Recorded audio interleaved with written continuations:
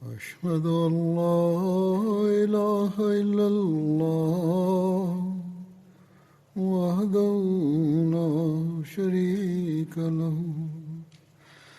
وأشهد أن محمدا عبده ورسوله أما بعد فأعوذ بالله من الشيطان الرجيم بسم الله الرحمن الرحيم الحمد لله رب العالمين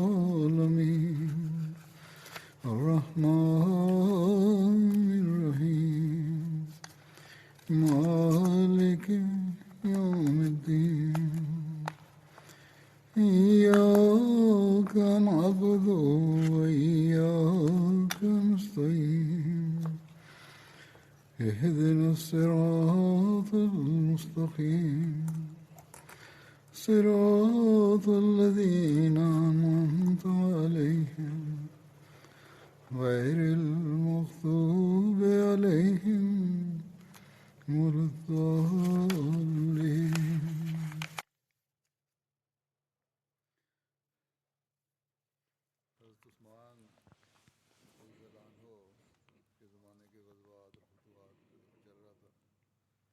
J'évoquais les batailles et les conquêtes de l'époque du calife Othman radiyallahu anhu, et je continuerai sur le même thème aujourd'hui.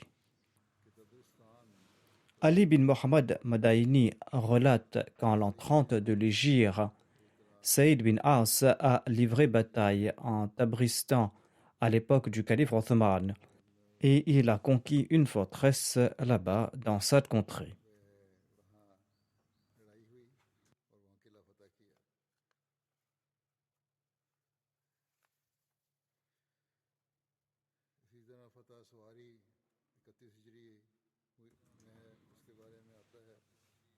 De même, la bataille de Sawari a eu lieu en l'an 31 de l'Hégire. La plupart des chroniques n'évoquent pas l'emplacement de cette bataille. Selon Allama ibn Khaldoun, cette bataille aurait eu lieu en Alexandrie. Selon un récit, les musulmans avaient combattu les Romains en l'an 31 de l'Hégire. Et on nomme cette bataille la bataille de Sawari. Selon Abu Ma'shar, la bataille de Sawari a eu lieu en l'an 34 de l'Hégire. Et la bataille navale d'Asabida a eu lieu en l'an 31 de l'Hégire. Selon Waqidi, les batailles de Sawari et d'Asabida ont eu lieu en l'an 31 de l'Hégire.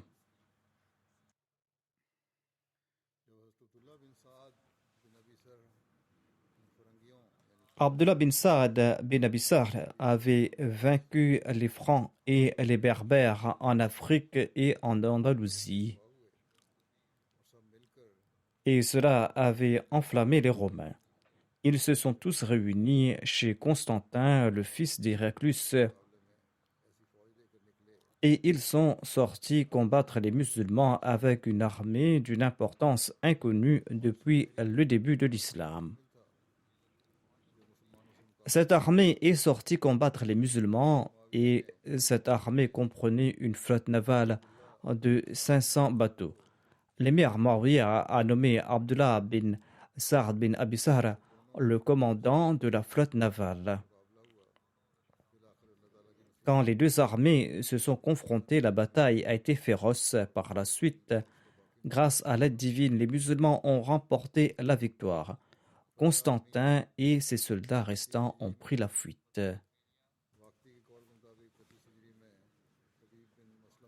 La conquête de l'Arménie a eu lieu en l'an 31 de l'Hégire. Selon Waqidi, Habib bin Maslama Fihri avait conquis l'Arménie. La conquête du Khorasan a eu lieu en l'an 31 de l'Hégire. Abdullah bin Amir est parti vers le Khorasan et il a conquis les villes d'Abra, la ville de Tous, la ville d'Abiward et la ville de Nissa. Et il avait atteint la ville de Sarkhas. Les habitants de Merv ont conclu un traité cette même année. Merv se situe au Turkménistan et les autres villes évoquées se trouvent en Iran. L'avancée vers les contrées romaines a eu lieu en l'an 32 de l'Hégire. En cette année, l'émir Maouya s'est battu contre les Romains et il avait atteint les portes de Constantinople.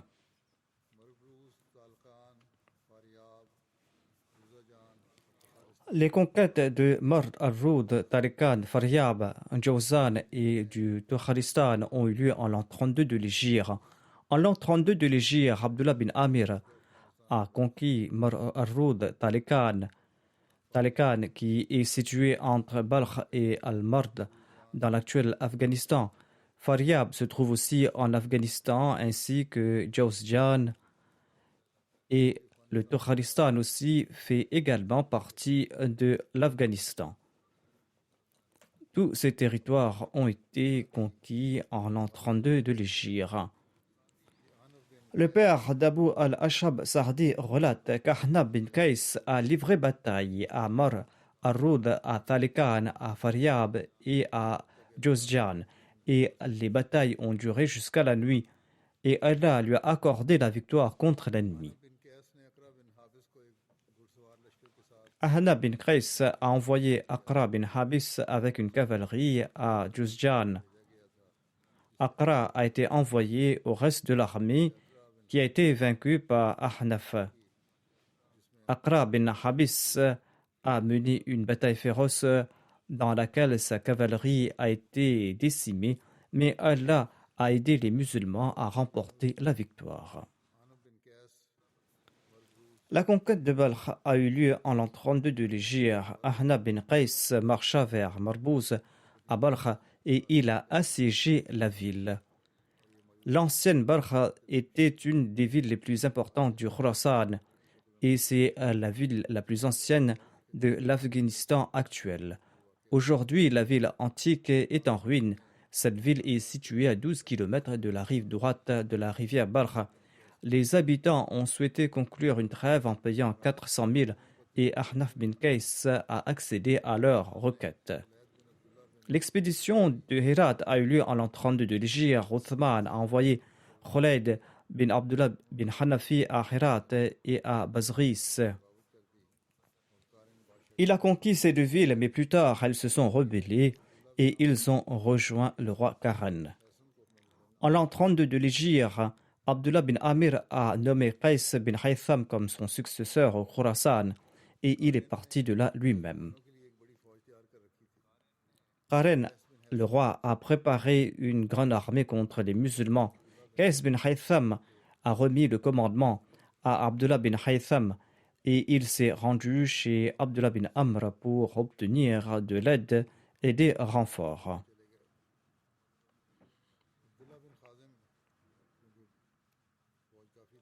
L'armée suffisait pour livrer bataille et Abdullah bin Khazim est sorti avec une armée de 400 000 pour livrer bataille contre Karen.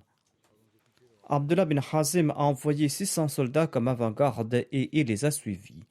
L'avant-garde a atteint l'armée de Karen à minuit et il les a attaqués. L'ennemi a été effrayé par cette attaque soudaine et lorsque le reste de l'armée musulmane est arrivé, l'ennemi a été vaincu et Karen a été tué. Les musulmans ont poursuivi le reste de l'ennemi et ils ont tué de nombreux soldats et ils ont fait de nombreux prisonniers. À l'époque d'Othman, l'islam avait atteint le sous-continent indien. L'imam Youssouf écrit dans son livre d'Al-Kharaj, son livre des impôts fonciers, en citant l'imam Zuhri, que l'Égypte et la Syrie ont été conquises à l'époque d'Omar et que certaines régions de l'Afrique et du Khorasan et du Sindh ont été conquises à l'époque d'Othman. Il existe un récit concernant l'arrivée de l'islam dans le sous-continent indien au cours du règne d'Othman. Abdullah bin Muhammad a été envoyé à Makran et au Sindh avec une armée. Lors des conquêtes de Makran, il a fait montre d'une grande bravoure. Plus tard, l'émirat des zones conquises de cette région lui a été confié. Mujahid bin Masoud Salami commandé un détachement de l'armée islamique à Kaboul, Kaboul qui est la capitale de l'Afghanistan actuel, et il y a combattu les opposants de l'islam. Selon les historiens, à cette époque, Kaboul faisait partie du territoire indien. Mujashi a combattu les opposants de l'islam dans la province du Baloutchistan au Pakistan lors du califat d'Othman et il a fait flotter le drapeau de l'islam dans la région voisine du Sajistan. Et par la suite, les musulmans se sont installés dans ces régions du sous-continent indien et les ont pris pour patrie. Il existe aussi des prophéties du saint prophète Mohammed lui au sujet de la sédition qui allait sévir au cours du califat de Othman. Aïcha radhiyallahu relate que le saint prophète lui a déclaré: Ô Othman, il se peut qu'Allah te vêtisse d'une chemise. Si les gens te demandent de l'enlever, tu dois rejeter catégoriquement leur requête. Ce récit est tiré de Tirmidhi. Selon le Sunan ibn Majah, Aïcha radhiyallahu déclare: le saint prophète Mohammed lui a déclaré: Ô Othman, si Allah te confie cette charge un jour et que les hypocrites souhaitent que tu enlèves la chemise qu'Allah t'a fait porter, eh bien, ne l'enlève pas. Le saint prophète lui a répété cette phrase à 3 reprises. Norman, le narrateur, déclare à ce sujet: j'ai demandé à Aïcha ce qui l'empêchait d'informer les gens à ce propos. Aïcha a répondu: j'avais oublié cette parole du saint prophète Mohammed lui.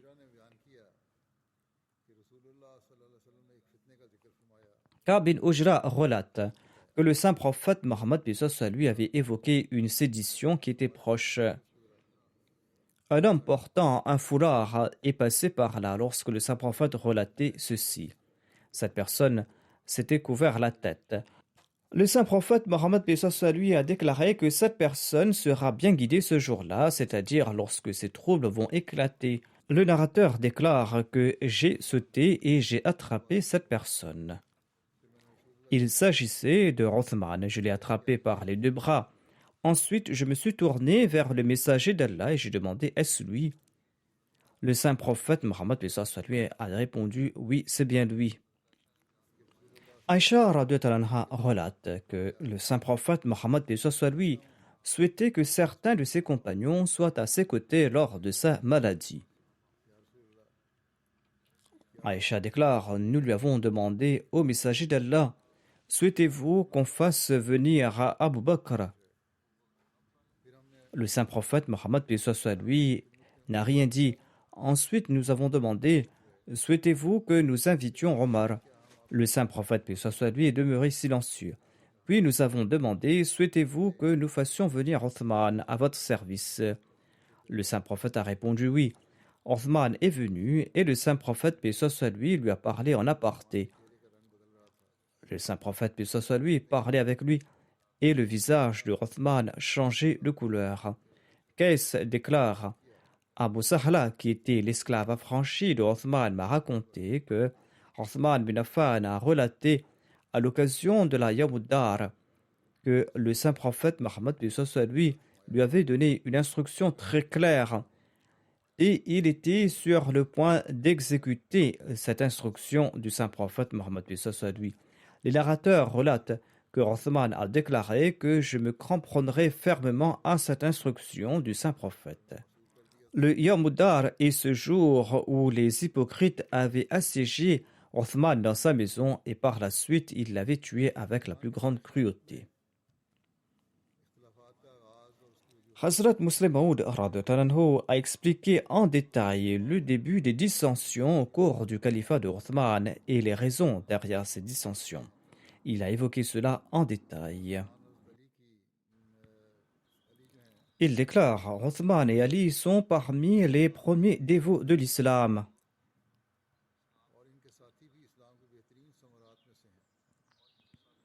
Et leurs compagnons sont aussi parmi les meilleurs fruits de l'islam.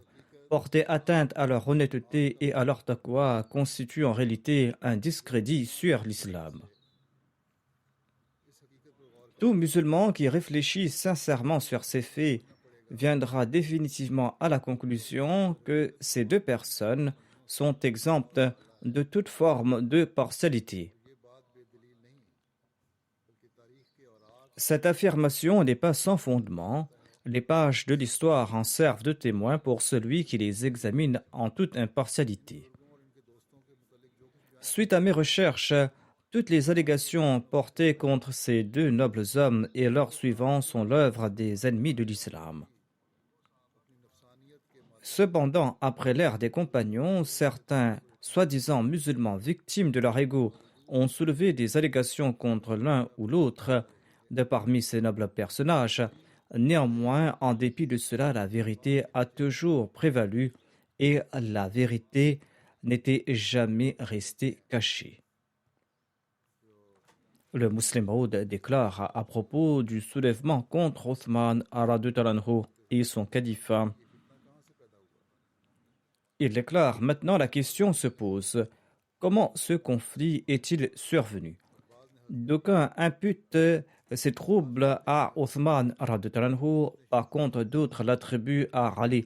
Certains allèguent que Othman a introduit certaines innovations dans la religion, une action qui a provoqué un tumulte parmi les musulmans. D'autres soutiennent que Ali a secrètement conspiré contre le califat de Othman et qu'il a soulevé de l'hostilité contre Othman, et cela a abouti à son assassinat, et il a fait tout cela afin qu'il soit lui-même choisi comme calife. Toutefois, ces allégations sont fausses. Othman n'a introduit aucune innovation et Ali ne l'a pas tué pour prendre sa place, et il n'a pas pris part à une conspiration dans le but de l'assassiner. En fait, il y avait d'autres causes à cette révolte. Othman et Ali sont totalement exempts de telles allégations. Tous deux étaient de saints personnages. Le saint prophète Mohammed lui disait à propos d'Othman qu'il pouvait agir à sa guise car Dieu ne le questionnerait pas en raison de ses grands services qu'il a rendus à l'islam.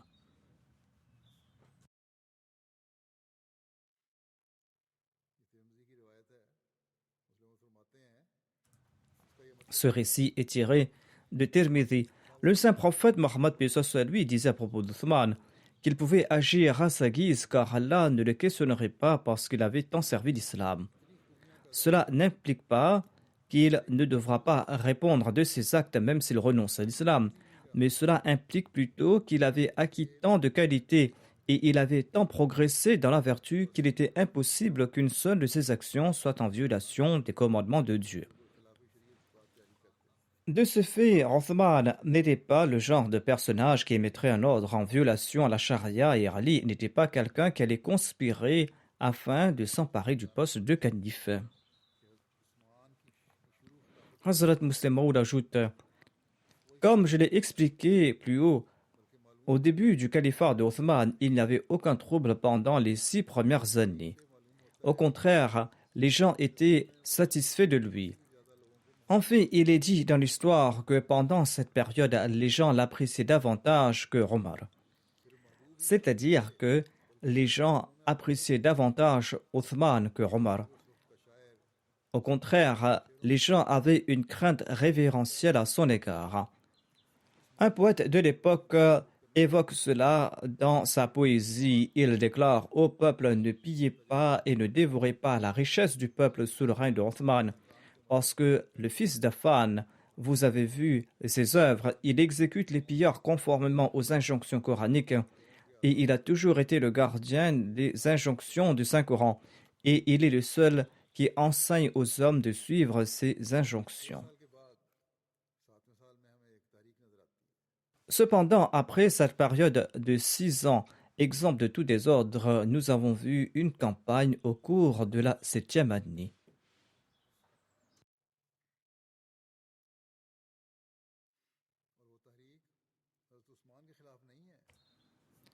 Cette campagne n'était pas dirigée contre Othman, mais plutôt contre les compagnons ou contre certains gouverneurs.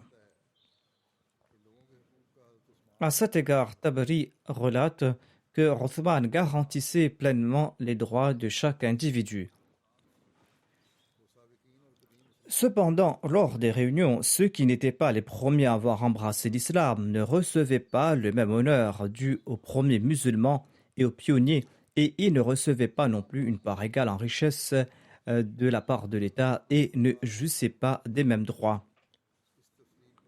Au fil du temps, certains d'entre eux ont commencé à critiquer cette différence et ont qualifié cela d'injustice. Néanmoins, craignant la réaction des masses musulmanes et de peur que les gens ne s'opposeraient à eux, ces gens n'osaient pas exprimer ouvertement leur opinion. La méthode qu'ils avaient adoptée était d'inciter secrètement les gens contre les compagnons du saint prophète Mohammed lui. Et lorsqu'ils étaient face à un musulman, un non instruit, ou d'un bédouin ou d'un esclave affranchi, ils exposaient leur chapelet de revendications. Ainsi, soit en raison de l'ignorance, soit en raison de leur désir à accéder à une certaine position, certains gens se joignaient à ces rebelles et petit à petit ce groupe a pris de l'ampleur au point d'atteindre un nombre important. Lorsque le désordre fait son apparition, les facteurs qui y contribuent commencent également à surgir. D'une part, ceux qui étaient jaloux contre les compagnons ont commencé à se révolter contre eux, et d'autre part, le zèle et la ferveur religieuse des nouveaux convertis a commencé à faiblir. C'étaient des nouveaux musulmans qui n'avaient pas vécu avec le saint prophète Mohammed lui, et ils n'avaient pas eu l'occasion de passer du temps avec ceux qui avaient vécu en sa compagnie. En fait, en ayant accepté l'islam, ils ont cru qu'ils avaient tout appris. Dès que cette ferveur s'atténuait, l'impact de l'islam sur leur cœur commençait aussi à s'affaiblir. Et une fois de plus, ils commençaient à tirer plaisir des péchés qu'ils commettaient avant d'avoir embrassé l'islam. Et lorsqu'ils étaient punis pour leurs péchés, eh bien, au lieu de se réformer, ils souhaitaient la destruction de ceux qui exécutaient ces sentences. Et au bout du compte, ils ont été la cause d'une grande fissure au sein de l'unité de l'islam. Ces personnes avaient pour quartier général Koufa. Toutefois, il y a eu un incident à Médine étrangement, et cet incident a mis en relief qu'il y avait certaines personnes qui ne connaissaient pas l'islam, tout comme aujourd'hui il y a des ignorants dans certaines régions les plus reculées. Imran bin Abban s'était marié à une femme avant la fin de son idda, de sa période d'attente. Lorsque Othman en a été informé, il était mécontent et il a ordonné la séparation entre les époux. Et il a expulsé cette personne de Médine et l'a exilée à Basra. Cet événement démontre comment certaines personnes croyaient que la simple acceptation de l'islam faisait automatiquement d'eux des personnes érudites. Ces personnes ne sentaient pas la nécessité de faire davantage de recherches, ou peut-être qu'en raison de l'influence de diverses opinions, ils croyaient que les choses illicites peuvent être permissibles, et ces personnes croyaient que suivre la charia était peut-être futile. Le Muslim Maud déclare qu'en vérité, toute cette agitation était le fruit d'une machination secrète orchestrée par les Juifs. Ils étaient rejoints par certains musulmans qui étaient attirés par les plaisirs de ce monde et qui avaient abandonné leur foi. Sinon, les gouverneurs provinciaux n'étaient pas à blâmer, pas plus qu'ils étaient à la cause de ce désordre. Il y a certains juifs et certains musulmans qui étaient la cause de ces troubles. Le seul tort de ces gouverneurs était du fait qu'ils avaient été nommés par Othman. Et le tort de Othman, quant à lui, était qu'il s'était cramponné à la corde de l'unité de l'islam, malgré son âge avancé et malgré sa faiblesse physique. Il portait sur ses épaules le poids de la responsabilité de la Ummah de l'islam et il était préoccupé par l'établissement de la charia islamique. et il ne permettait point aux rebelles et aux tyrans d'opprimer à leur guise les faibles et les impotents. À cet égard, l'incident suivant témoigne de la véracité de ce fait. Lorsque les mêmes rebelles ont tenu une réunion à Koufa et ont débattu de la manière dont le désordre peut être créé parmi les dirigeants musulmans, eh bien, tous ces rebelles se sont accordés de manière unanime sur ce point de vue. Ils ont déclaré par Dieu, nul n'osera relever la tête aussi longtemps que régnera Ousmane. Aussi longtemps que Othman sera présent, personne n'osera relever la tête. Ainsi donc, c'était Othman qui contrariait les plans de la rébellion et il était nécessaire pour eux de le mettre à l'écart afin de parvenir à leur fin. Le musulman explique davantage à propos de cette révolte. Ainsi donc, Othman a convoqué les rebelles et il a aussi réuni les compagnons du saint prophète Mohammed soit lui. Lorsque tout le monde était réuni, eh bien Othman a informé tout le monde à propos de l'affaire de fond en comble. Et les désinformateurs étaient également debout et ils faisaient figure de témoins et fournissaient leurs témoignages concernant les rebelles et leur complot. Sur ce, les compagnons ont rendu le verdict à l'unanimité qu'on doit exécuter ces rebelles. Il faut exécuter ces rebelles parce que le saint prophète a déclaré que la malédiction frappe celui qui appelle les gens vers sa propre obéissance ou à l'obéissance d'un autre alors que l'imam est présent. Exécutez cette personne, qui qu'elle soit. Ceci est un récit tiré de Muslim.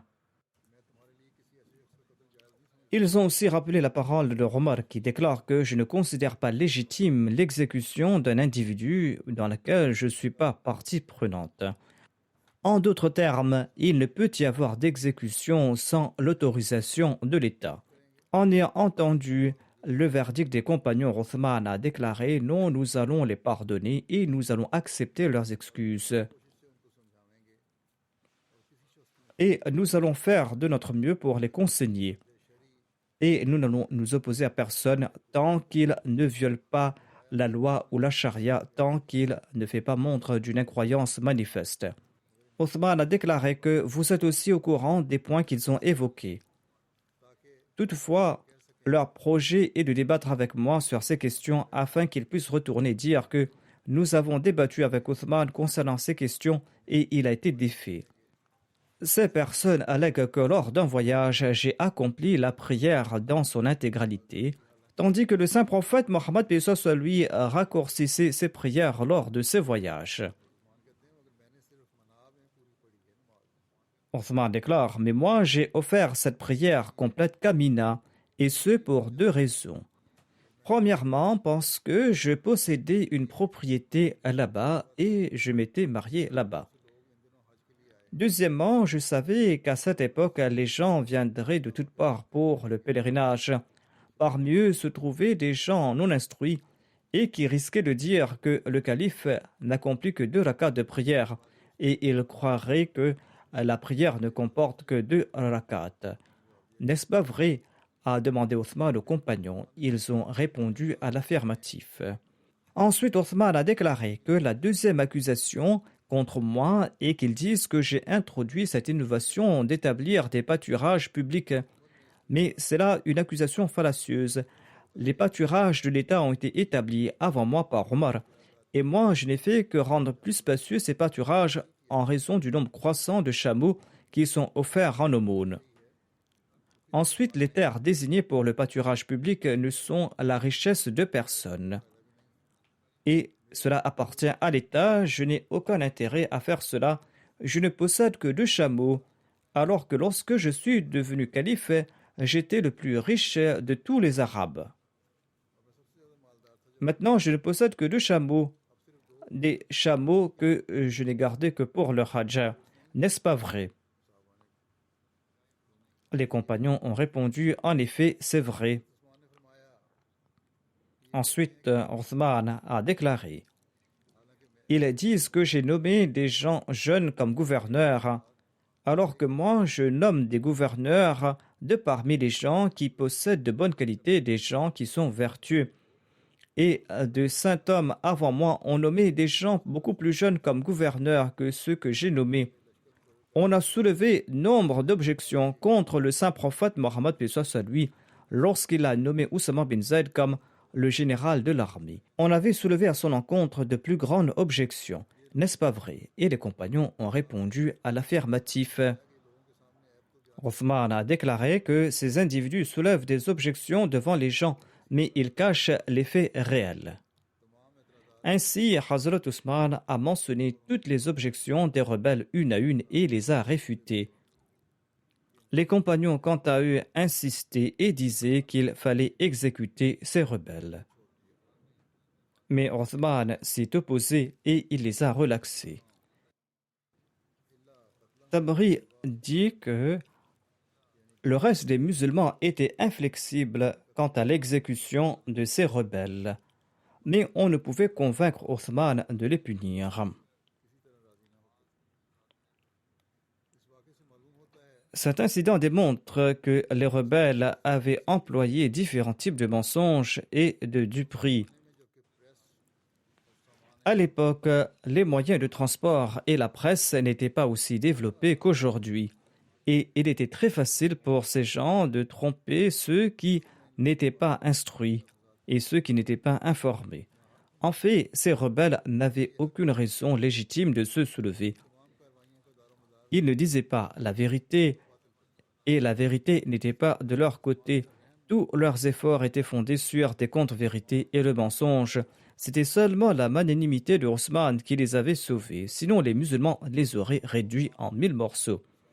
Les compagnons ne pouvaient jamais tolérer que la paix et la sécurité qu'ils avaient acquises au prix d'un grand sacrifice, du sacrifice de leur vie, eh bien, ils ne souhaitaient pas que cette paix vole en éclats de cette manière, et cela en raison d'une poignée de gens méchants. Et ils disaient que si on ne punissait pas promptement ces personnes, on allait démembrer l'État islamique. Mais Othman était l'incarnation de la magnanimité et il désirait que ces rebelles soient guidés et qu'ils ne meurent pas dans un état d'incroyance. Ainsi donc, Othman faisait preuve d'indulgence à leur endroit et il considérait leur rébellion manifeste comme une simple intention de se rebeller et il ne les punissait pas. Cet incident démontre que les compagnons répugnaient grandement ces gens. Tout d'abord, les rebelles affirmaient eux-mêmes que seuls 3 habitants de Médine étaient de collusion avec eux et pas plus. Si d'autres compagnons étaient de leur côté, ils les auraient également mentionnés. Deuxièmement, les compagnons ont démontré à travers leurs actions qu'ils détestaient les comportements de ces rebelles et qu'ils considéraient que leurs actes étaient contraires à la charia et que la seule punition qu'ils méritaient était la peine de mort. Si les rebelles avaient le soutien des compagnons ou des habitants de Médine, eh bien, ils n'auraient pas besoin d'autres justifications ou d'excuses. Ils auraient tué à l'instant même Othman et ils auraient élu une autre personne au poste de calife. Cependant, nous voyons au contraire que si ces gens avaient réussi à tuer Othman, leur propre vie était mise en péril par les épées dégainées des compagnons. Ils n'ont été sauvés que grâce à la générosité et la gentillesse de cet être miséricordieux, cet être qu'ils souhaitaient assassiner, cet être contre qui ils avaient fomenté tant de troubles. On est fort surpris par la malice et l'impiété de ces rebelles.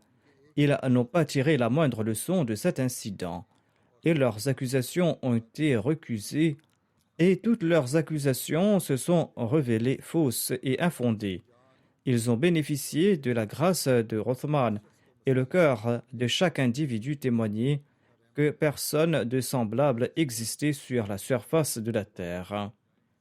Cependant, au lieu de se repentir de leurs péchés, et au lieu de ressentir de la honte à cause de leur cruauté, au lieu d'avoir des remords pour leur offense, et au lieu de se retenir de la malveillance, ces rebelles brûlaient davantage de rage et de fureur.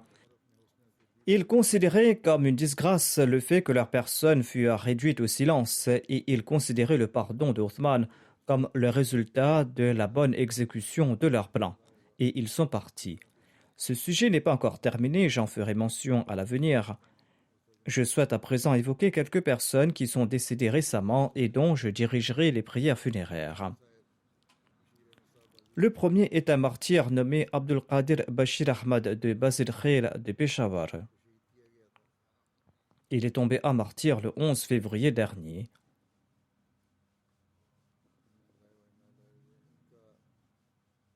Inna lillahi wa inna ilayhi raji'un. Selon les informations reçues, Abdul Qadir Saheb travaillait dans la clinique de son oncle, le docteur Manzour Ahmad, qui est situé à Bazir Khair à Peshawar. Le martyr et d'autres Ahmadis présents à la clinique se sont rassemblés dans une salle pour accomplir les prières de Zuhr. Et quelqu'un a sonné de la salle du côté des patients. Quand Abdul Qadir a ouvert la porte, un jeune qui se posait comme patient a ouvert le feu sur lui. Il a été grièvement blessé. Il a été touché de 2 balles à la poitrine. Il a été transporté d'urgence à l'hôpital où il a succombé à ses blessures. Inna lillahi wa inna ilayhi raji'un. Le défunt avait 65 ans. À la police, où les gens ont attrapé leur meurtrier et l'ont remis à la police. La famille du martyr et d'autres familles Ahmadis ont depuis longtemps fait face à une opposition très farouche. Le 19 janvier 2009, la même clinique a été attaquée par des extrémistes et Abdul Qadir Saheb avait reçu une balle à la jambe et il a été forcé de migrer de Peshawar. Et il a déménagé de nouveau à Peshawar après une longue période. Suite à la récente vague d'opposition environ 2 mois auparavant, il s'était établi à Rabwa suite aux directives de la Jamaat. Sa famille réside à Rabwa, mais le martyr s'était rendu à la clinique de Bazir Khair pour travailler et il vivait là-bas. L'Ahmadiyya a été introduit dans la famille du défunt martyr par l'intermédiaire de son grand-père Nizamuddin Ahmad. Il avait fait la bayra au cours du premier califat. Son grand-père avait 2 frères aînés, le docteur Fateh qui était chirurgien civil de Peshawar et l'ingénieur Abdul Latif. Durant ses jours d'étudiant, le docteur Fateh s'était rendu à Qadian en 1902 après avoir entendu la nouvelle de la revendication du Messie promis. Le Messie promis d'Islam avait posé sa main sur lui par compassion et avait déclaré qu'il était un très bon enfant. Mais il n'avait pas pu prêter le serment d'allégeance. Plus tard, il a reçu une bourse et il est venu faire ses études de médecine ici au Royaume-Uni. Et après avoir entendu la nouvelle du décès du Messie promis d'Islam en 1908, il s'était rendu à Qadian et a prêté allégeance au premier calife. L'autre frère du grand-père du défunt Abdul Latif Saheb était ingénieur. Il avait également prêté allégeance avec son frère au cours du premier califat. Grâce aux efforts des 2 frères, d'autres membres de la famille, dont le grand-père du défunt martyr, ont prêté le serment d'allégeance et ont rejoint l'Ahmadiyya. Le martyr, quant à lui, possédait de nombreuses qualités. Il avait un grand amour pour le califat. Il nourrissait un grand dévouement à l'égard des responsables de la communauté et il appréciait beaucoup le fait d'inviter les gens vers Allah et c'est pour cette raison qu'il a dû faire face à une grande hostilité. En raison de ces circonstances hostiles, il a changé de maison 7 fois au cours de ces 2 dernières années. Mais par la grâce d'Allah, il était fermement établi sur l'Ahmadiyya. En sus de la prière de Tahajjud, il accomplissait d'autres prières. Il était très strict dans la récitation du Saint-Coran, il était gentil et sociable. Il ne s'était jamais disputé avec personne. Sa femme a déclaré qu'il a fait face à de nombreux hauts et bas dans sa vie, mais il n'a jamais été agressif. Et lorsque je lui parlais durement, dit sa femme, il répondait toujours avec gentillesse et amour. Il faisait preuve d'une grande affection envers les enfants. Il avait un fort désir de tomber en martyr. Et il disait toujours que si une épreuve venait, eh bien, il préférait la mort à l'éloignement du califat Ahmadiyya. Son épouse déclare que ces soins-là étaient tels que les membres de sa famille parfois avaient l'habitude de le toucher lors de sa prosternation pour voir s'il lui était arrivé un accident quelconque, parce que ses prosternations étaient très longues. Le défunt a servi comme responsable de la tarbiya à Bazir Khair. le défunt laisse derrière lui son épouse Sajida Kadir, 4 fils et 5 filles.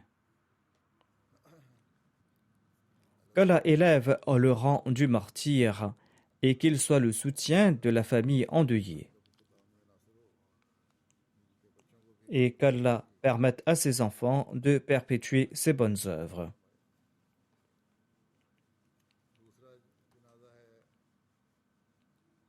La deuxième prière funéraire sera celle d'Akbar Ali Saheb, qui avait été emprisonné dans la voie d'Allah depuis quelque temps. Il était le fils de M. Ibrahim. Il était résident de Shaukotabar du district de Nankana. Il est décédé le 16 février dernier. Selon les informations reçues, Akbar Ali Saheb est décédé le 16 février 2021 à la prison de Sherpura des suites d'une crise cardiaque.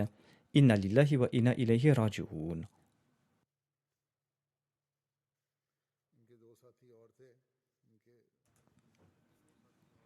Le défunt avait été emprisonné avec 2 autres Ahmadis. Une accusation a été portée contre lui le 2 mai 2020. Et à la date de la confirmation de la mise en liberté sous caution devant la haute cour en octobre, le tribunal a annulé sa mise en liberté provisoire et a ordonné son arrestation. Ces 3 Ahmadis ont été arrêtés. Ensuite, en janvier 2021, le magistrat de Nankana Saheb, après une audition unilatérale sur une pétition, les a inculpés sous la section 295C du Code pénal du Pakistan sans entendre notre position. Et cette accusation est des plus graves. En tout cas, le défunt était en captivité depuis les 4 mois et demi et il avait 55 ans au moment de son décès. Par la grâce de Dieu, il était membre du système d'Al-Wasiya. Son père, Mokaram Ibrahim, était le premier Ahmadi de sa famille. Il avait prêté le serment d'allégeance au cours du 2e califat en 1920 avec son frère nommé Mia Ismaël. Akbar Ali s'est enrôlé dans l'armée et il y a servi pendant 23 ans au grade équivalent en 2 sergents. Il a pris sa retraite de l'armée 16 ans de cela et il travaillait comme agent de sécurité. Il était quelqu'un de très responsable et de très courageux et il travaillait comme vigile dans une banque avant sa capture. Un opposant s'était plaint au directeur de cette banque en disant que vous avez donné un travail à Akbar Ali qui est un infidèle. Le directeur de la banque a répondu que je viens tous les matins, je regarde les enregistrements de la vidéosurveillance. Akbar Ali accomplit la prière de Nafla la nuit, il récite le Saint-Coran et il jeûne pendant le Ramadan. Comment peut-il être un mécréant? Ce directeur était en tout cas quelqu'un de courageux. Le défunt a occupé le poste de président de la Jamaat pendant 6 ans. Avant sa captivité, il occupait le poste de secrétaire aux finances. Outre son sens de l'hospitalité et sa bienveillance envers les pauvres, il nourrissait un grand amour pour les membres de sa famille. Il appréciait beaucoup la darwa et il parlait toujours de manière raisonnée et c'est pour cette raison qu'il a dû faire face à de l'hostilité. Il a dû quitter son emploi d'agent de sécurité en raison de l'opposition d'ailleurs. Parmi les membres de la famille endeuillée figurent ses 2 veuves Zinat Bibi et Fazilat Bibi, un fils de 19 ans et une fille de 16 ans. Qu'Allah lui accorde son pardon et sa miséricorde et qu'Allah élève son rang. Et qu'Allah soit le protecteur et le soutien de ses enfants et qu'il leur donne la possibilité de perpétuer ses bonnes œuvres. Ensuite, je vais diriger à la prière funéraire de Khalid Mahmoud al-Hassan Batti qui était le Wakil al-Mal Salis de la Tahrik Jadid de Rabwa. Il a aussi servi en tant que Naib Sadr Ansarullah et l'adjoint de l'officier de la Jalsa Sarana. Il est décédé au Tahirat Institute à l'âge de 67 ans. Inna lillahi wa inna ilayhi raji'un. Son grand-père, Babul Khan Batissab, avait accepté l'Ahmadiyya, mais le père du défunt, quant à lui, n'avait pas embrassé l'Ahmadiyya.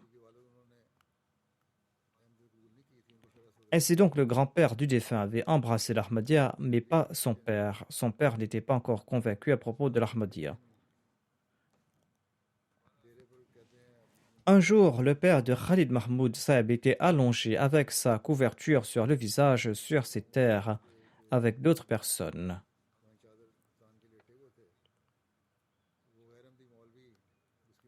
Un mullah non ahmadi est passé par là. Le père du défunt accomplissait la prière dans sa mosquée. Le mullah s'est assis et ils ont commencé à parler à propos de l'Ahmadiyya. Et le mullah a avoué que l'Ahmadiyya était vrai. Le père du défunt a immédiatement enlevé sa couverture de son visage et il s'est levé et il s'est exclamé que si l'Ahmadiyya est vrai, pourquoi nous induisez-vous en erreur? Vous m'avez induit en erreur en disant que l'Ahmadiyya est faux et qu'il ne faut pas l'accepter, et vous m'avez demandé de ne pas suivre mon père. Si l'Ahmadiyya est vrai, eh bien sachez que je vais partir là où se trouve la vérité. Et il est parti prêter allégeance aux mains du musulman Maud. Khalid Mahmoud Al-Hassan Bati a obtenu sa licence de l'université du Pendjab. En 1978, il a obtenu sa licence en sciences politiques. Il a eu sa maîtrise en histoire en 1980. Il a travaillé en tant que chargé de cours pour 2 ans lors de son service gouvernemental. Ensuite, il a donné sa démission après 2 ans. Il a dédié sa vie au service de la Jamaat et il a servi en différentes capacités pendant environ 38 ans. En 82, il a été nommé à la Wakalat Amil al-Tanfiz. Il a servi comme wakil adjoint, ensuite comme wakil al-Diwan et wakil al-Mal Thalith.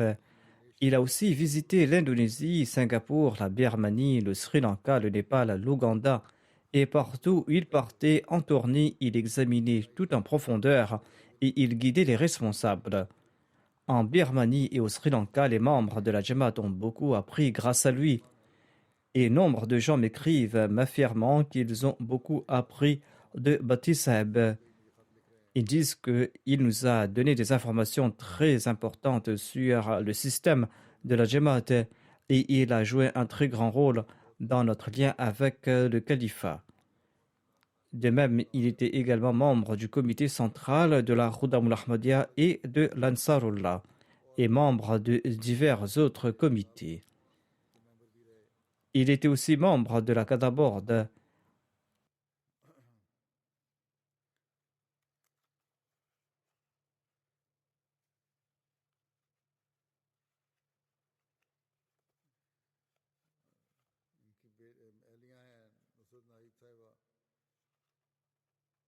Le défunt laisse derrière lui son épouse qui se nomme Nusrat Nahid Sahiba, ainsi que 2 filles et un fils. Un de ses fils, Khurram Osman, travaille ici à la MTA du Royaume-Uni. Il a dédié sa vie. Sa femme relate qu'après avoir fait sa maîtrise en sciences politiques, il a dit à son père qu'il souhaitait faire une maîtrise en histoire. Son père lui a dit qu'il pouvait faire toutes les études qu'il souhaitait faire, mais s'il souhaitait trouver un emploi, eh bien, il devait se mettre au service de la Jamaat. Son épouse ajoute qu'au cours de ses 43 ans de mariage, il a toujours fait montre de compassion à mon égard. Lorsqu'il retournait d'une tournée, il relatait comment Allah lui avait accordé son amour. Il était un père bienveillant à l'égard de ses enfants et il tentait de satisfaire tout désir légitime de chaque enfant. Sa fille aînée, la docteure Saïma, relate: j'avais fait une demande de visa qui a été rejetée 2 fois. La 3e fois, lorsque j'ai fait mon application, mon père partait en tournée. Je lui ai demandé de reporter son départ afin qu'il puisse m'accompagner à l'ambassade. Il m'a répondu: cela n'est pas possible. Tu dois t'y rendre seul parce que moi je pars en voyage pour l'amour de Dieu et Allah t'accordera sa grâce. Par la suite, sa fille a eu son visa lors de cette 3e tentative. Sa fille cadette relate ceci: notre père était un père très gentil. Il ne nous a jamais grondés et il expliquait tout avec beaucoup d'amour. Il accordait toujours priorité aux œuvres de la Jamaat. Quelle que soit l'importance des travaux à la maison, il s'occupait d'abord du travail du bureau puis rentrer à la maison. Il était toujours prêt à servir la Jamaat avec amour et dévouement. Il accordait toujours priorité à la religion sur le monde. Moi-même, j'ai constaté qu'il travaillait très dur et qu'il a toujours servi avec beaucoup de loyauté et de dévouement. Une de ses filles relate ceci: chaque fois qu'on faisait face à une difficulté, il nous exhortait toujours de faire confiance en Dieu. Il disait souvent qu'Allah ne nous abandonne jamais, et il en fut ainsi. Son fils déclare que depuis que nous avons pris conscience, nous l'avons toujours vu servir la Jamaat. Lorsqu'on faisait face à une difficulté ou une épreuve, il disait toujours: étant donné que je sers la religion, j'accomplis l'œuvre de Dieu.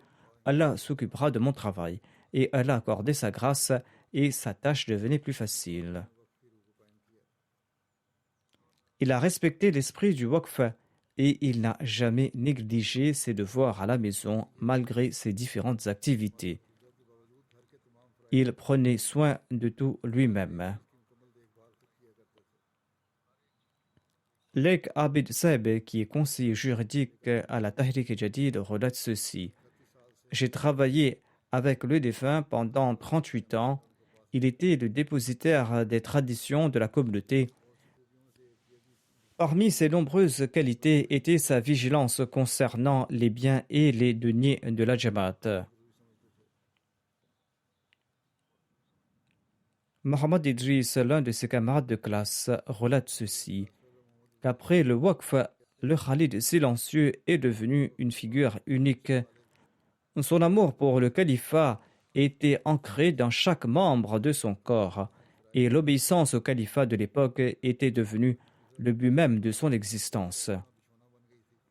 Être au service de la religion tout le temps était devenu sa nourriture préférée.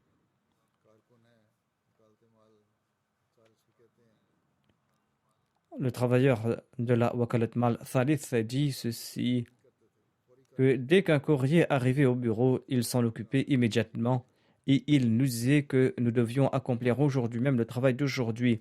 La mort peut frapper à tout instant et on ne sait pas si on aura l'occasion d'accomplir demain la tâche d'aujourd'hui.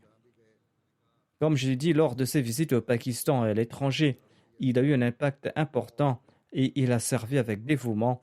Il a respecté son waqf avec une grande fidélité. Qu'Allah élève son rang et qu'il permette à ses enfants de perpétuer ses bonnes œuvres. Ensuite, je dirigerai la prière funéraire de Mukarram Mubarak Ahmad Tahir Saheb, conseiller juridique de la Sadr Anjuman Ahmadiyya. Il est décédé le 17 février dernier, à l'âge de 81 ans, à la Tahir Heart Institute. Inna lillahi wa inna ilayhi raji'un.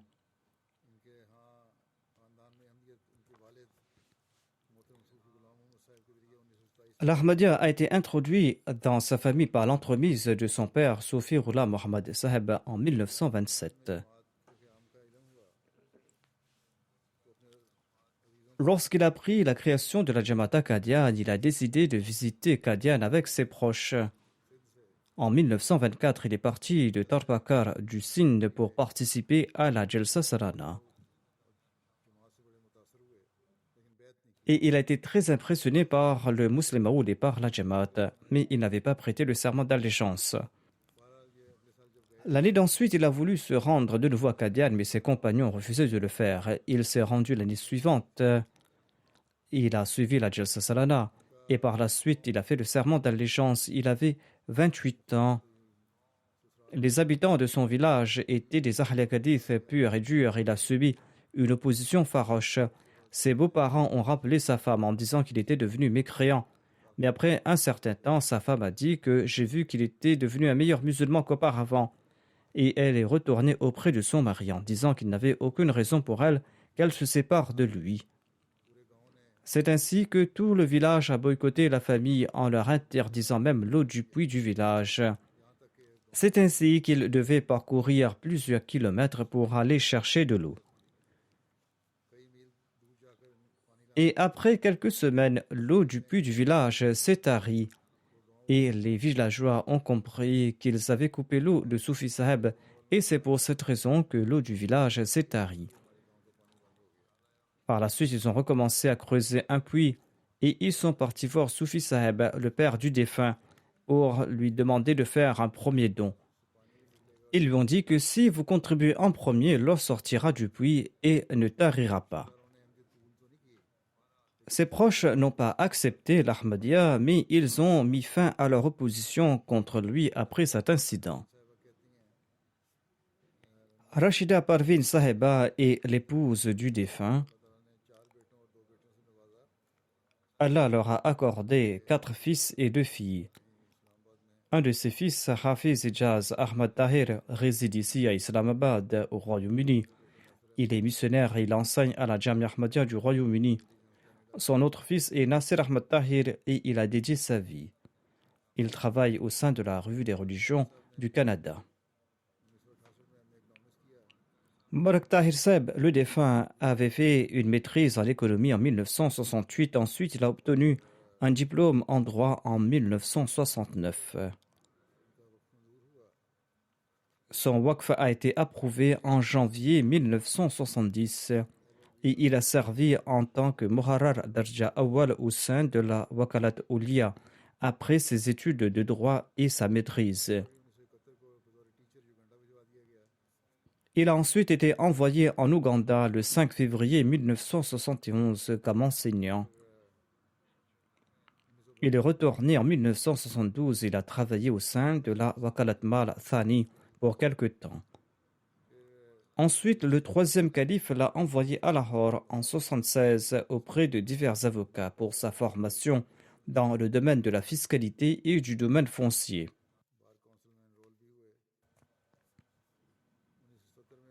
Il a également été enrôlé dans le conseil du barreau. En 1970, il a été nommé conseiller juridique de la Tahrik Jadid. Et le 1er juillet 1983, le quatrième calife l'a aussi nommé conseiller juridique de la Sadr Anjuman Ahmadiyya. Il servait à ce poste jusqu'à son décès. Il a servi pendant plus de 50 ans et il a servi en tant que Muhtamim et en différentes qualités au sein de la Khudamul Ahmadiyya.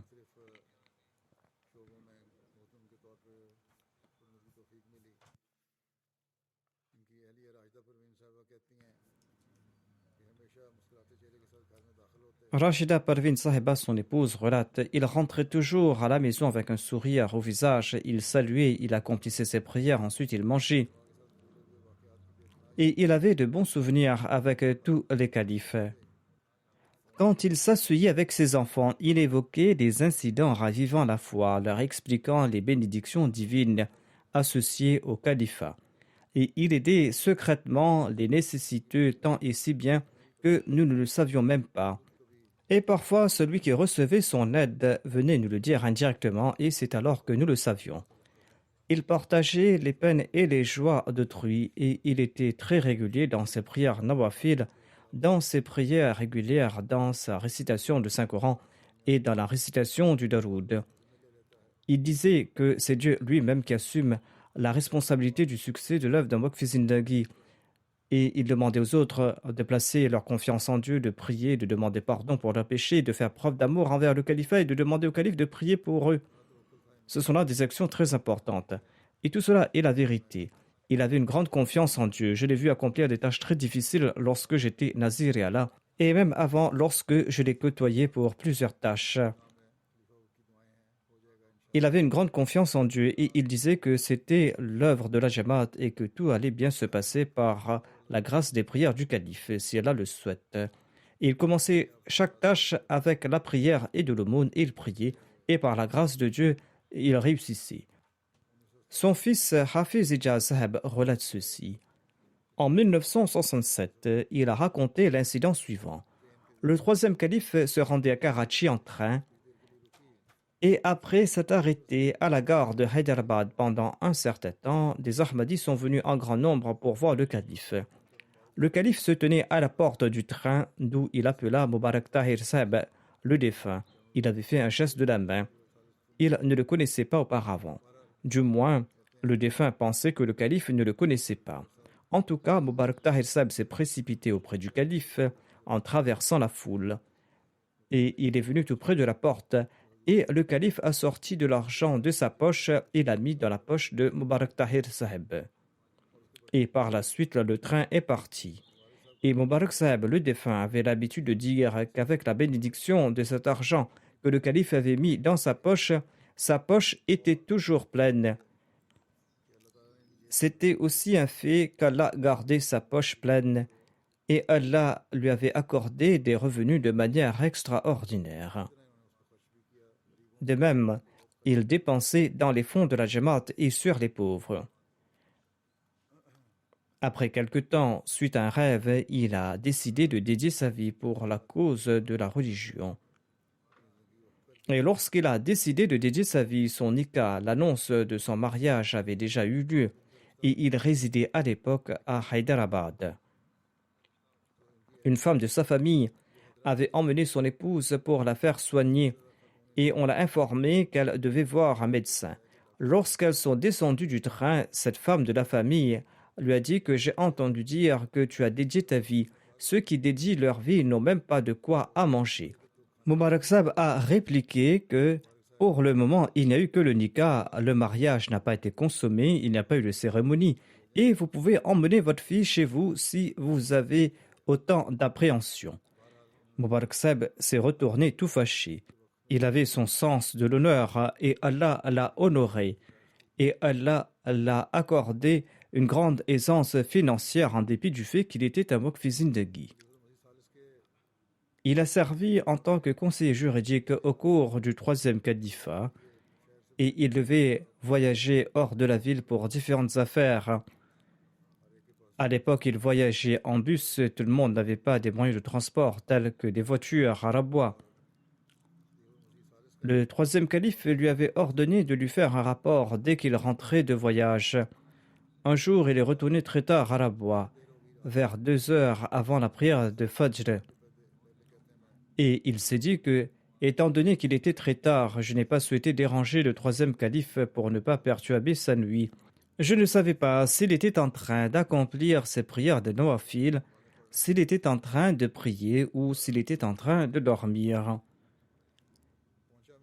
Étant arrivé 2 heures avant la prière de Fajr, je me suis dit que je vais l'informer lors de la prière de Fajr. Lorsque le calife l'a vu, il lui a demandé, Mubarak Saheb, quand êtes-vous arrivé cette nuit? Il a répondu qu'il était retourné 1h30 ou 2 heures de cela. Le calife lui a dit que si vous m'aviez informé aussitôt, j'aurais pu dormir quelques instants. Je vous ai attendu et je me demandais si votre voyage s'était bien déroulé et si vous étiez bien arrivé. Son fils écrit que lorsque j'ai décidé de dédier ma vie et de m'inscrire à la Jamia, il m'a dit que dédier sa vie signifie faire preuve d'obéissance et toi tu es de nature un peu rebelle et cela est incompatible avec le waqf. Le fait de dédier sa vie signifie servir sans rien dire et en toute obéissance et si tu peux faire cela, eh bien c'est très bien. Sinon je ne veux pas que tu dédies ta vie pour renoncer au waqf plus tard. C'est ainsi qu'il a conseillé son fils et par la grâce d'Allah, il est en train de servir la communauté et qu'Allah fasse qu'il puisse le faire à l'avenir. Lors du sermon du calife, il demandait à tous les membres de sa famille de tout laisser et de suivre le sermon. Et dès que le calife prodiguait un conseil au cours du sermon, où il donnait une directive, où il faisait un appel de don, il s'y conformait fait et geste et enjoignait également à ses enfants de le faire. Mirza Adil Ahmad est son assistant au sein de l'Anjuman en tant qu'assistant conseiller juridique. Il déclare que le défunt était dévoué au califat, il avait une foi inébranlable dans les prières. Lorsque la tâche était difficile et là où il devait partir, il disait que j'ai beaucoup prié pendant les nawafil, j'ai fait de l'aumône et j'ai également écrit au calife, Allah va nous accorder sa grâce. Il ajoute, il était un homme d'honneur, mais pour le bien du travail de la Jamaat, même s'il devait demander de l'aide à celui qui faisait du thé ou à l'assistant du bureau, il n'hésitait pas à le faire. Et il utilisait tous les moyens à sa disposition pour être en contact avec les officiels. Un jour, l'Anjuman avait pris une décision et selon lui, cette décision risquait de porter atteinte à la Jamaat. Il m'a écrit pour m'en informer. Il m'a dit que cette décision n'est pas bonne et qu'il souhaitait faire part de son opinion au calife. Et il a dit que son travail consiste tout simplement à faire part au calife de son avis et la bénédiction résidait dans la décision du calife. Le docteur Sultan Mubashir Sahib écrit ceci: il avait noué des relations avec les responsables et il utilisait ces relations au profit de la communauté. Il avait toujours le sourire au visage, même dans des situations difficiles. Je n'ai jamais vu des signes de panique ou de peur sur son visage. Lors des procès de la Jamaat, il devait se rendre dans des endroits dangereux où il risquait même sa vie, mais il n'a jamais manqué à ses devoirs. Comme je l'ai dit, par la grâce d'Allah, il était très à l'aise financièrement. Allah l'aidait beaucoup à travers les achats d'obligations qui lui permettaient de recevoir beaucoup d'argent. Le docteur Mubashir Sahib ajoute: un jour, il a eu des revenus de 5 millions de roupies et il avait dépensé 60% de cette somme dans des œuvres charitables pour aider les nécessiteux. Il ne l'a pas fait qu'une seule fois, il le faisait toujours. Allah lui a accordé beaucoup d'argent et il dépensait une grande partie dans les fonds de la Jamaat et pour aider les pauvres. Le docteur Mubashir ajoute: il n'avait que 2 souhaits et il demandait souvent de prier pour lui en ce sens. Son premier souhait était de servir la communauté jusqu'à son dernier souffle et le deuxième était de quitter ce monde en bonne santé. Allah a accompli ces 2 souhaits. J'ai constaté moi-même qu'il possédait de nombreuses qualités. Il travaillait avec beaucoup de patience et de courage et il n'était jamais inquiet. Et il avait une grande confiance en Dieu. Qu'Allah exalte son rang et qu'il permette à sa descendance de mériter ses prières. Après les prières de Juma, je vais diriger les prières funéraires de toutes ces personnes, Inch'Allah. Alhamdulillah, alhamdulillah, nahmaduhu wa nasta'inuhu wa nastaghfiruh wa nu'minu bihi wa natawakkalu alayh wa na'udhu billahi min shururi anfusina wa min sayyiati a'malina.